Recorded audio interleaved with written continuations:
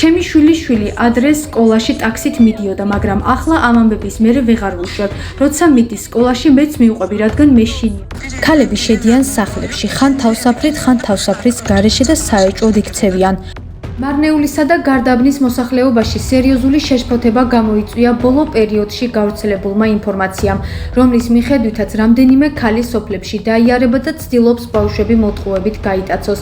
ამის შესახებ სოციალურ ქსელებში აქტიურად ვრცელდება მშობლების პოსტები, სადაც ისინი გატაცების მცდელობებს აღწერენ და ერთმანეთს სიფრთხილისკენ მოუწოდებენ. ასევე სათვალთვალო კამერების მეშვეობით გავრცელდა ვიდეოები, სადაც ქალები დადიან სოფლის ქუჩებში და უცნაური ქცევებით გამოირჩევიან. ამან კიდევ უფრო გააღრმავა მშობელთა ეჭვები.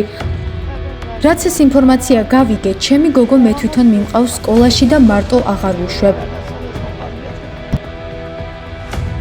ეს დღეებია სოციალურ ქსელში გამოქვეყნდა ამდენი ინფორმაცია გატაცების შესახებ და მეც დავეჭვდი და მე შინია კიდეც. ჩემს შვილს მარტო ვერ ვუშვებ, ვეუბნები რომ უცნობებს არ ენდოს.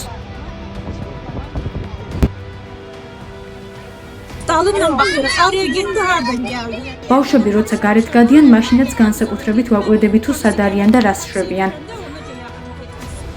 ჩვენც გავიგეთ მსგავსი რამ და ამის გამო ბავშვებსაც ვარიგებთ, რომ ფრთხილად იყვნენ და უცნობსაც არ გაეკარონ. როგორც გავიგე, ფულის ნაცვლად სთავაზობენ გაყოლას და ჩვენც მაქსიმალურად ვარიგებთ. მიუხედავად ამისა, ჩვენ სკოლაში მსგავსი ფაქტი არ დაფიქსირებულა. ჩემს შვილებს სულ ვარიგებ ხოლმე, ვინმემ რომც დაგიძახოთ თქო, სკოლიდან ან საიდანღაც არ მიხვიდეთ მასთან და არ დაუჯეროთ. იქნებ გატყუებენ და არავის არ დაუჯეროთ თქო. მეც გავიგე აღნიშნულთან დაკავშირებით, რომ სადახლოსა და მოლაუღლოში გატაცების მცდელობები იყო. ჩვენც შეგვეშინდა, ცხადია ვცდილობთ ოჯახით გავიდეთ გარეთ და ბავშვი მარტო არ გავუშვათ.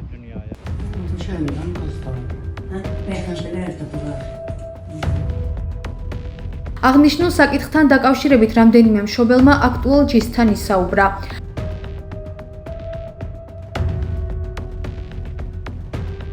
როგორც ვიცი, ერთ-ერთ სახლშიც შესულა ქალი.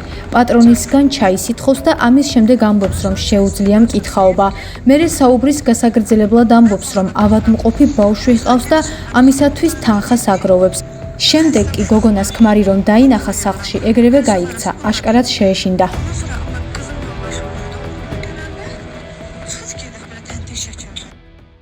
გავრცელებული ინფორმაციის მიხედვით, რამდენიმე დღის წინ მარნეულის მუნიციპალიტეტის სოფელ მოლაუღლუში უცნობმა პირებმა მცირეწლოვან ბავშვებს 100 ლარი შესთავაზეს და მათი გატაცება სცადეს.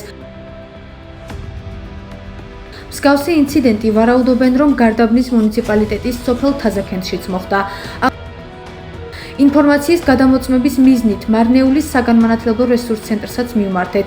ცენტრის ხელმძღვანელმა აღნიშნა, რომ გავრცელებული ინფორმაცია სიმართლეს არ შეესაბამება და ამ ეტაპზე მუნიციპალიტეტის სკოლებში ბავშვების უსაფრთხოების დარღვევასთან დაკავშირებით რაიმე სახის ცნობა არ ფიქსირდება.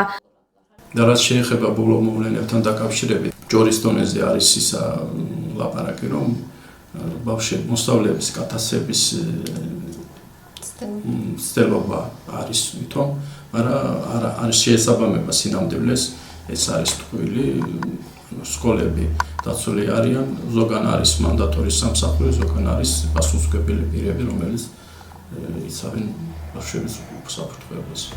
აღსანიშნავია ისიც, რომ რამდენიმე დღის წინ აზერბაიჯანის სამართალდამცავმა სტრუქტურებმა 11 ადამიანი, რომლებიც ეჭვმიტანილნი არიან ადამიანებით ვაჭრობაში, ინტერპოლის მეშვეობით საერთაშორისო ძებნაში გამოაცხადეს.